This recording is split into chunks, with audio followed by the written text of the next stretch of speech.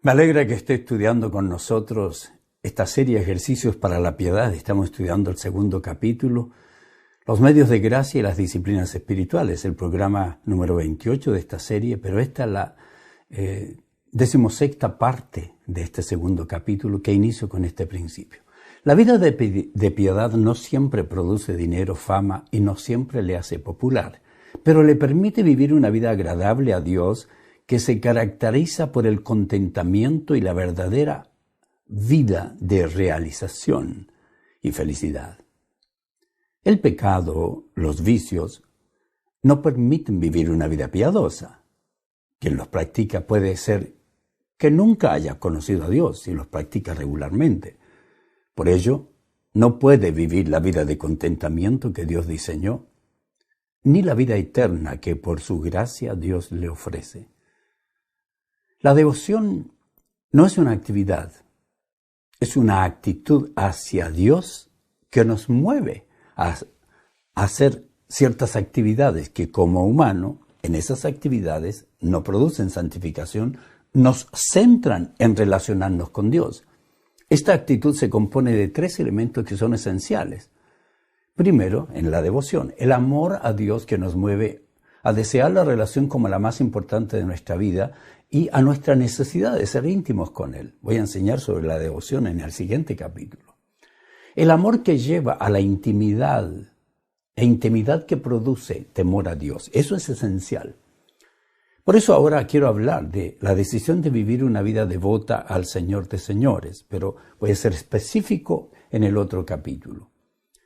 Vivir una vida de devoción personal resulta de determinar que nuestra mayor lealtad no será este mundo, tampoco sus filosofías y su maldad, sino el Maestro, el Señor de todo, el único Salvador, cuyo poder y principios nos permiten vivir la vida de piedad.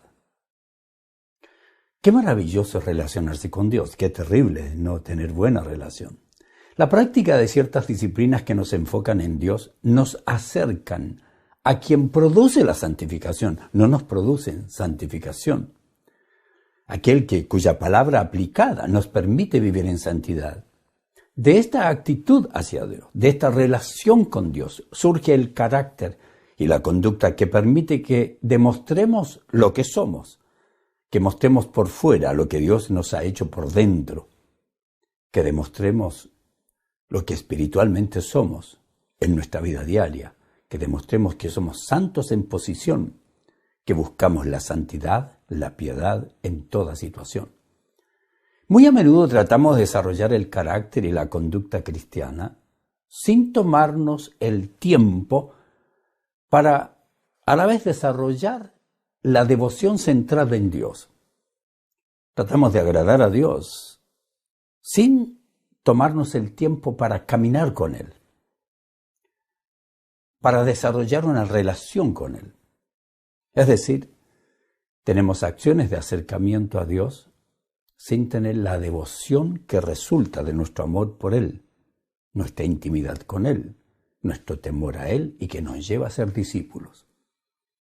Dios quiere que seamos hombres devotos a Dios, discípulos de Dios, personas que ya no viven según su propia voluntad, tampoco según el camino, las ideas, las pasiones, las exigencias, las filosofías y el espíritu de este mundo, sino según la única voluntad de Dios, sin tener ninguna otra lealtad. Ser devoto a nuestro Señor y Salvador significa que tenemos total dedicación a la causa de Cristo, a la causa del Evangelio. Recuerde que Jesús buscó discípulos, personas que entreguen toda su devoción.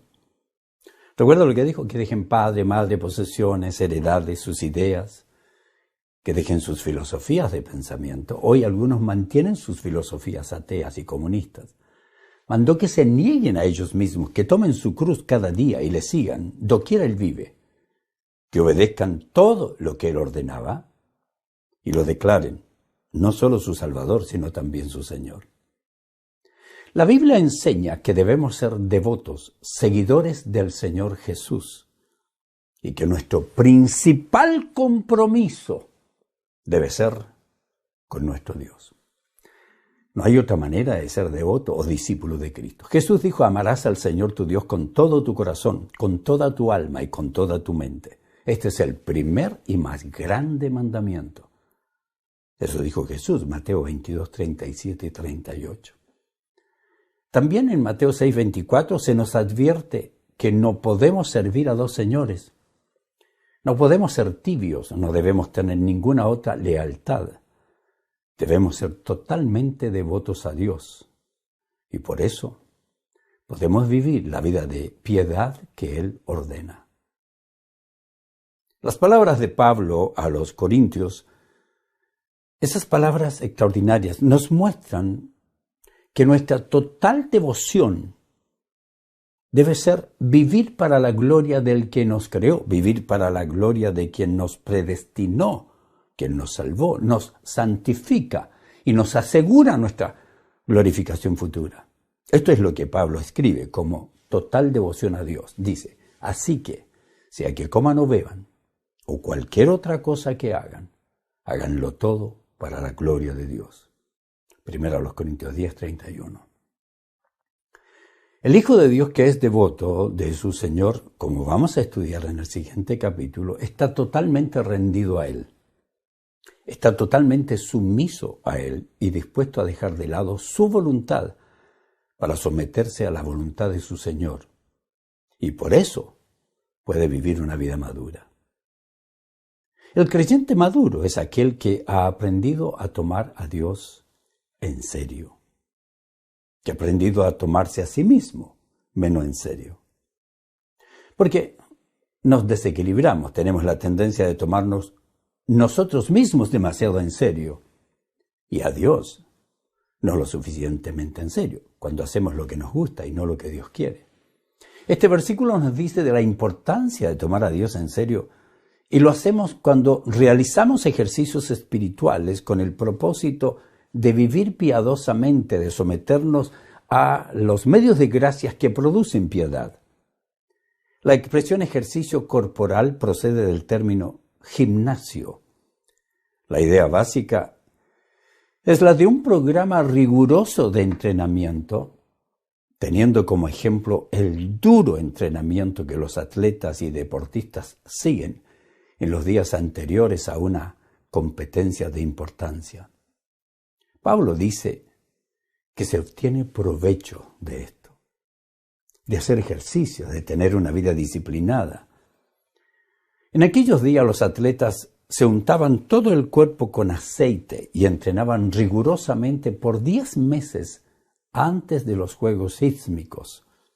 Más tarde estos Juegos, los Ístmicos, se convertirían en la versión de lo que hoy conocemos como los Juegos Olímpicos. Había rigor, era un proceso riguroso. El proceso de entrenamiento era complicado, difícil. Y Pablo enseña que esa es la disciplina necesaria para vivir de la forma que Dios demanda, en santidad, con piedad. Ahora bien, lo que es cierto físicamente también es cierto espiritualmente. Usted no se encuentra por casualidad con una vida piadosa, así como tampoco se tropieza por casualidad con una buena condición física. Nosotros tenemos que esforzarnos, tenemos que desarrollar la disciplina. La victoria no es algo que descubro un día, sencillamente al momento de despertarme. Es el resultado de un intenso esfuerzo. Involucra una estrategia, tiene que ver con disciplina. Y yo sé que para lograr una vida profunda hay muchas teorías que obviamente flotan por todas partes en cuanto a cosas que ocurren. Y como que usted no tuviera que hacer muchos para recibir ciertas cosas maravillosas en la vida cristiana, sino solo esperar en Dios, adorarle, cantarle. Pero esa no es la verdad. Hablemos de la orden de ser santos, orden del Dios que nos santifica. El Dios que nos entregó la salvación y que nos santifica también nos da el poder y todos los principios que son esenciales para que mediante los medios de gracia podamos vivir con la santidad que Él demanda. Esto debemos entenderlo. Que el Dios que nos santifica nos ordene que seamos santos parece una contradicción. Claro, porque por una parte se nos ordena ser santos y ¿no es el Espíritu el que nos santifica? Parece una contradicción. El santo nos exige ser santos en toda nuestra manera de vivir, porque su salvación, su poder, su palabra y su santificación nos permiten ser santos, y sin Dios ni su Espíritu no podemos ser santos. Solo somos ciudadanos que aman una buena moralidad, pero no santos de verdad. La santidad se define comúnmente como apartado del mundo. Algunos han creído que es la privación del placer humano y que cuanto menos placer tiene un cristiano, más agrada a Dios. No es verdad. Sin embargo, la santidad no es un asunto de separación física solamente. No es una larga lista de lo que debemos hacer. Más bien, la santificación es un estado integral de estar totalmente dedicado a Dios y separado de todo lo que es pecaminoso. Dios nos salvó para que seamos santos. Demanda que seamos santos. Y Él provee la santificación y los medios de gracia que permiten que vivamos como salvados. Debido a que Cristo mismo hace posible la santidad para el creyente, podemos decir que es un proceso continuo de crecimiento en gracia que constituye una condición de salud espiritual personal. La piedad se muestra en lo que hacemos, pero no de la nada. Lo que hacemos mientras que la santidad es posible por lo que somos. No en nosotros mismos, sino por la obra de Cristo, que nos permite tener una relación correcta con Dios. Algunas escrituras nos informan sobre lo que es esencial. Examinemos un poquito de ellas. Romanos 12:1. Ya lo debe conocer de memoria, ¿cierto? Porque lo menciono regularmente. Pero recordemos una vez más lo que nos ordena. Por lo tanto, amados hermanos, les ruego que entreguen su cuerpo a Dios por todo lo que Él ha hecho a favor de ustedes. Note, el cuerpo, que sea un sacrificio vivo y santo, la clase de sacrificio que a Él le agrada. Y agrega, esa es la verdadera forma de adorarlo. Haga ejercicio, aun físico, para que pueda ser un buen mayordomo de su cuerpo, quiere decir. Cuide su cuerpo. Evite las cosas que le hacen daño. Evite lo que afecta a su salud, aunque sea apetitoso. Y todos tenemos problemas con eso, yo también. Desarrolle su dominio propio, porque ustedes son hijos de Dios, sus cuerpos son templos del Espíritu Santo. Y cuando ustedes tienen disciplina, cuando ustedes se controlan, están adorando a Dios por desarrollar la mayordomía personal que Él exige. Me encanta lo que escribe el apóstol Pedro cuando dice, así que preparen su mente para actuar y ejerciten el control propio. Pongan toda su esperanza en la salvación inmerecida que recibirán cuando Jesucristo sea revelado al mundo. Por lo tanto, vivan como hijos obedientes de Dios. No vuelvan atrás a su vieja manera de vivir con el fin de satisfacer sus propios deseos. Antes lo hacían por ignorancia, pero ahora sean santos en todo lo que hagan, tal como Dios quien los eligió santo. Pues las Escrituras dicen, sean santos porque yo soy santo. Primera de Pedro capítulo 1 y el versículo 13. Qué palabras más claras. Porque es un llamado a vivir como hijos obedientes. Es un mandato a no mantener antiguas costumbres, porque ya no somos hijos del reino de las tinieblas.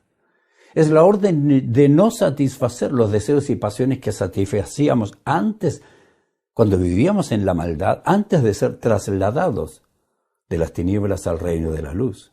Eso lo hacíamos. ¿Pero por qué? ¿Por qué ignorábamos la vida de Dios? pero ahora la ignora. Ahora Dios nos ordena ser santos en toda nuestra manera de vivir. ¿Lo está haciendo usted? El puritano Thomas Watson nos presenta la santificación en términos bíblicos con estas palabras. Me encantan, escúchelas bien. La santificación es un principio de la gracia obrada por la salvación. Si no podemos ser santos sin ser salvados. Por el cual el corazón se vuelve santo y se hace según el corazón de Dios. Dios lo hace. Y una persona santificada lleva no solo el nombre de Dios, sino también su imagen. Explica que la santificación es algo sobrenatural. Está divinamente infundido en nosotros. En forma natural, ¿cómo estamos? Contaminados. Pero limpiar es la prerrogativa que Dios toma. Él la elige. Y Dios comunica esto a su pueblo, con referencia a los sacerdotes. Note lo que dice. Debes considerarlos santos porque yo, el Señor, soy santo y yo te hago santo. Levítico 21:8. Dios es el que nos hace santos. Nosotros no podemos. Nosotros debemos aprender a amar al Señor por sobre todas las cosas, tener cercanía, tener intimidad con Él, obedecer las órdenes que Él nos encuentra, vivir la moralidad que Él nos da, porque somos santos, no para ser santos. Watson dice que la cizaña crece por sí sola y que la santificación es como las flores, se plantan, y fue el Espíritu Santo que plantó la santificación. Pedro dice, Dios Padre los conocía, los eligió desde hace mucho tiempo y su Espíritu los ha hecho santos. Como resultado, ustedes lo obedecieron y fueron limpiados por la sangre de Jesucristo. Primera de Pedro 1, versículo 2. Sigamos estudiando un poquito más lo que escribe Thomas Watson sobre la santificación. Es importante entenderlo. Dice, la santificación es algo progresivo. Está creciendo. Se compara con la semilla que crece. Primero brota la hoja, luego la mazorca y luego el grano maduro en la mazorca, para que los que ya están santificados sean más santificados. Pablo así lo certifica. Note cómo escribe y qué es lo que escribe Pablo. Dice, así que amados, puesto que tenemos tales promesas, limpiémonos de toda contaminación de carne y de espíritu. ¿Cómo lo hacemos? Perfeccionando la santidad en el temor de Dios, no produciendo santidad, segundo a los Corintios 7, versículo 1. Watson agrega, la justificación no admite grados. Un creyente no puede ser más elegido o más justificado que lo que es, pero puede ser más santificado de lo que es. La santificación sigue aumentando como el sol de la mañana, que se hace más brillante hasta que el meridiano está completo. Ese es el proceso que vamos experimentando cuando tomamos a Dios en serio. Ese es el proceso que vivimos cuando practicamos las disciplinas que nos conducen a la piedad. El conocimiento de Dios lo vamos aumentando. El de la palabra lo vamos aumentando. Mientras más practicamos, más santos somos. Pablo dice, así que desde que supimos de ustedes, no dejamos de tenerles presentes en nuestras oraciones. Le pedimos a Dios que les dé pleno conocimiento de su voluntad y que les conceda sabiduría y comprensión espiritual. Entonces, la forma en que vivan siempre honrará y agradará al Señor, y sus vidas producirán toda clase de buenos frutos. Mientras tanto, irán creciendo a medida que aprendan a conocer a Dios más y más y más. También nuestra fe va aumentando. Así escribe Pablo. Tampoco nos jactamos ni nos atribuimos el mérito por el trabajo que otro haya hecho. Lindo. En cambio, esperamos que la fe de ustedes crezca a fin de que se extiendan los límites de nuestro trabajo entre ustedes.